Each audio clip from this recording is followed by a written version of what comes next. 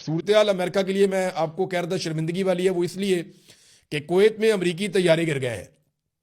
امریکہ نے جو اب تک تسلیم کیا ہے وہ تعداد 3 ہے۔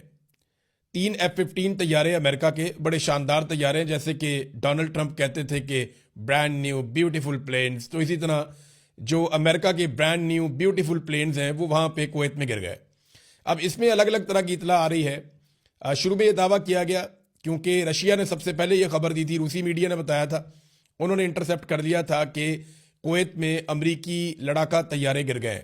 پہلے ایک طیارے کا پتہ چلا، پھر پتہ چلا کہ زیادہ طیارے گر گئے ہیں، لیکن ابھی امریکہ نے تصدیق کی ہے کہ ان کے 3 طیارے گرے ہیں۔ اس سے زیادہ امریکہ ابھی مان نہیں رہا، جبکہ جو ایران ہے اس کا دعویٰ یہ ہے کہ انہوں نے زیادہ نقصان کیا ہے۔ اب یہ طیارے گرے کیسے، یہ سوال پیدا ہوتا ہے۔ کویت کی جو وزارت دفاع ہے انہوں نے یہ کہا کہ صبح کے وقت امریکہ کے متعدد طیارے گر کر تباہ ہو گئے۔ اب یہ کویت کی وزارت دفاع کے ترجمان کی جانب سے یہ سوشل میڈیا پہ بتایا گیا کہ متعدد امریکی فوجی طیارے گر کر تباہ ہو گئے ہیں۔ اس میں یہ نہیں بتایا گیا کہ کتنے طیارے گر کر تباہ ہوئے۔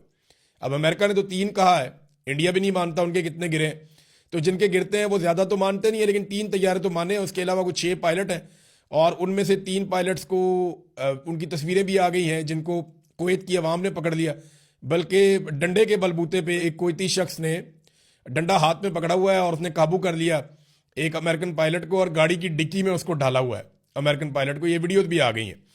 تو اس قسم کی چیزیں جو ہیں وہ اب سوشل میڈیا پہ ہر طرف وائرل ہیں۔ یہ جو عوام ہیں عرب ممالک کے، ان کی جو ویڈیوز آ رہی ہیں یا جو چیزیں ہم دیکھ رہے ہیں اس میں ایسا دکھائی دیتا ہے کہ عوام ساتھ کھڑے ہیں، ان کی ہمدردیاں امریکہ اور اسرائیل کے ساتھ نہیں ہیں، بلکہ ان کی ہمدردیاں ایران کے ساتھ ہیں۔